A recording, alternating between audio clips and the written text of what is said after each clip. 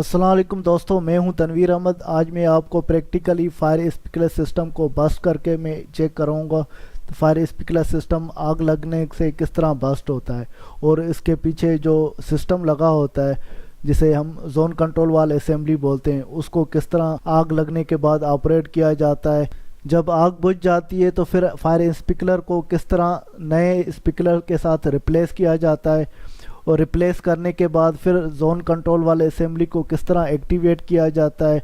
Zone control वाल जो activate होता है उससे पहले जो फायर फाइटिंग पंप रूम जो लगा होता है वो किस तरह काम करता है, ये सारी चीज़ें मैं इस वीडियो में आपको एक्सप्लेन करूंगा। इस वजह से इस वीडियो को आप आखिर तक देखते रहें और हासिल करें प्रैक्टिकल मालूमात ऑफ फायर स्प्रिंकलर सिस्टम की।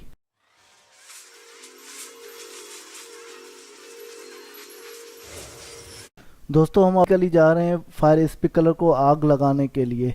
हमने एक स्टिक में कपड़ा रैप किया हुआ है, उसमें आग लगाई हुई है और स्प्रिंकलर के पास हम इसको सामने ले जा रहे हैं। जैसे ही स्प्रिंकलर जो रिक्वायर्ड टेम्परेचर है, डिज़ाइन टेम्परेचर, वो अपना सेंस करेगा, तकरीबन 67 डिग्री सेल्सियस या 75 डिग्री टेम्परेचर सेंस करेगा, वो बस्ट हो जाता है। बस्ट हो जैसे ही जाएगा तो वो शावरिंग होना शुरू हो जाएगी। शावरिंग होने के बाद नीचे की तरफ फैल जाता है और नीचे कोई भी आग लगी होती है तो वो बुझ जाती है। फायर स्प्रिंकलर सिस्टम के बस्ट होने का रीज़न ये है कि क्योंकि ये लाइनें जो है पहले ही प्रेशराइज हुई होती हैं फायर पंप की मदद से। फायर पंप से इसको प्रेशर दिया होता है, एक सेट प्रेशर होता है। फॉर एग्जांपल हमने सेट प्रेशर अगर 75 psi प्रेशर दिया हुआ है तो लाइनों में 75 प्रेशर मौजूद होगा। फायर स्प्रिंकलर के सामने आग देते हैं, वो टेम्परेचर अपना सेंस कर देता है, फट जाता है, बस्ट होता है। उसका सबब यही होता है। तो टेम्परेचर जो गिलास वो बस्ट हो गया, उसके पीछे एक प्रेशराइज लाइन है, वो प्रेशर जैसे ही पानी को अपनी जगह मिलेगी तो वो वहाँ से निकलना शुरू हो जाएगा। ये लाइनें ऑलरेडी प्रेशराइज लाइन होती है, इस वजह से जैसे ही उसका गिलास बस्ट हो जाता है और पानी को वो स्पेस मिल जाती है, स्प्रिंकलर में जो होल होता है वहाँ से पानी निकलता है और उसके ऊपर प्लेट होती है। उस प्लेट की डायरेक्शन के हिसाब से स्प्रिंकलर के चारों तरफ ये पानी फैल के और ये डिसिपेटेड खारिज होता रहता है। और जैसे ही नीचे वाली लोकेशन पे कोई भी मटेरियल पड़ा हुआ है जिसमें आग लगी हुई है, इस स्प्रिंकलर की शावरिंग की मदद से वो आग बुझ जाती है। आग बुझने के बाद जो भी फायर फाइटर होता है या जो इस काम को लुक आफ्टर करता है वो डायरेक्ट जाता है जोन कंट्रोल वाल असेंबली के बाद। जोन कंट्रोल वाल असेंबली पे पहुंचकर वो सुपरवाइजरी वाल को बंद कर देता है। सुपरवाइजरी वाल को जैसे बंद करेगा तो स्प्रिंकलर जो शावर हो रहा था वो आस्ते आस्ते फ्लो उसका शावरिंग का कम होगा, क्योंकि पानी उसमें से जो प्रेशराइज था वो डिसिपेट होता जाता है, खारिज होता जाता है। तो सुपरवाइजरी वाल बंद करने के बाद वो फ़ौरन ट्रेसडेंट को खोलेगा। ट्रेसडेंट खोलेगा तो जो सुपरवाइजरी वाल के बाद जो लाइन है वो उसमें से पानी ड्रेन होना शुरू हो जाता है।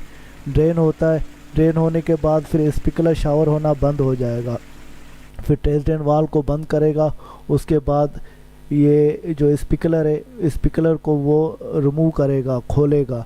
रिमूव कर फिर दूसरा नया स्प्रिंकलर उसकी जगह पे रिप्लेस करेगा या फिक्स करेगा। उसके रिस्क के बाद फिर दोबारा हम सुपरवाइजरी वाल या जोन कंट्रोल वाल के पास आएंगे। उसका सुपरवाइजरी वाल खोलने से पहले ट्रेसडेंट वाल को बंद करेंगे। ट्रेसडेंट वाल को बंद करने के बाद फिर सुपरवाइजरी वाल को हम खोल देते हैं।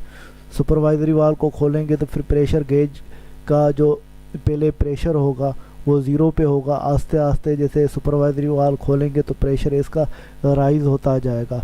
फॉर एग्जांपल आपने 75 प्रेशर जो सेट किया हुआ है तो लाइन का प्रेशर वो ऑटोमेटिक पंप जो पीछे लगे हुए हैं, जो जोकी पंप है, मेन इलेक्ट्रिक पंप है, वो प्रेशर को आस्ते आस्ते ग्रेजुअली इंक्रीज़ करते जाएंगे और जैसे ही 75 सेट प्रेशर पे पहुंच जाएंगे तो वो ऑटोमेटिक पंप ऑफ हो जाएंगे। लाइनों का प्रेशर 75 प्रेशर सेट हुआ है, वो पंप मेंटेन करेंगे और जैसे ही लाइनों में प्रेशर पूरा हो जाता है पंप ऑटोमेटिक वो ऑफ हो जाते हैं, बंद हो जाते हैं। यहाँ पर आपको एक चीज़ नोट करनी चाहिए, जब भी कहीं पे भी आग लगती है और फायर स्प्रिंकलर एक्टिवेट होते हैं, जो पंप रूम के अंदर अलार्म चेक वाल असेंबली उसमें भी मैकेनिकल गांग होती है पानी के फ्लो पर, उस गांग को बजना चाहिए। वो अलार्म बजाती है जिससे पता चले तो फायर कहीं लगी हुई है। अलार्म चेक वाल असेंबली के अलावा जो पैनल होते हैं तीनों पंपों के, जो कि पंप का पैनल हुआ, इलेक्ट्रिकल पंप का पैनल है या डीजल पंप का पैनल है, हर पैनल के साथ ये गोंग लगी होती है। जैसे जो पंप आपका एक्टिवेट हो रहा है, चल रहा है, तो वो उसी पैनल की गोंग को चलना चाहिए। ये चीज़ों को हमेशा मद्देनज़र रखना चाहिए। अगर ये नहीं चल रही तो कहीं आग लग गई और बुझ गई है, किसी को पता नहीं होगा और फायर फाइटर वहाँ पर पहुँचेगा नहीं और पानी कंटिन्यूसली बहता रहेगा और पानी डिस्चार्ज होकर टैंक खाली हो सकती है और बाद में और पानी की वजह से काफ़ी मसले हो सकते हैं। तो ये सारी चीज़ें नोट करनी चाहिए। इसके अलावा जोन कंट्रोल वाल असेंबली जो मुख्तलिफ जोनों में लगी हुई हैं, वाल हैं, वो फायर अलार्म पैनल के साथ कनेक्ट होने चाहिए।